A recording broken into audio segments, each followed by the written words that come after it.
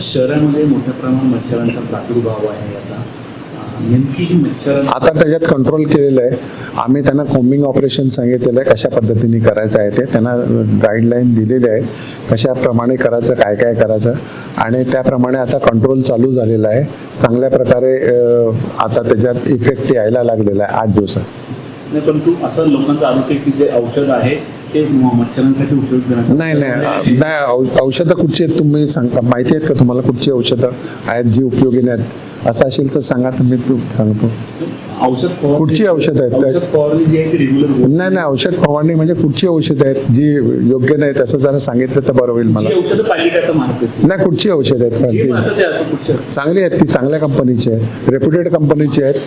मग आता हा मच्छरांचा प्रादुर्भाव कधीपर्यंत कमी होईल? 8 दिवसामध्ये आम्ही बैठक घेऊन त्यांना गाईडलाईन दिलेल्या आहे, कशा प्रकारे काम करायचं, काय करायचं, आणि एक प्रकारे ॲट ए टाइम सगळ्या ठिकाणी जसं कोम्बिंग ऑपरेशन असतं तशा त्या पद्धतीने करायला सांगितलेलं आहे. आणि या 8 दिवसामध्ये आम्ही बघितलं का बराचसा त्याच्यामध्ये रिझल्ट मिळायला लागलेला आहे आणि कंट्रोल व्हायला लागलेलं आहे.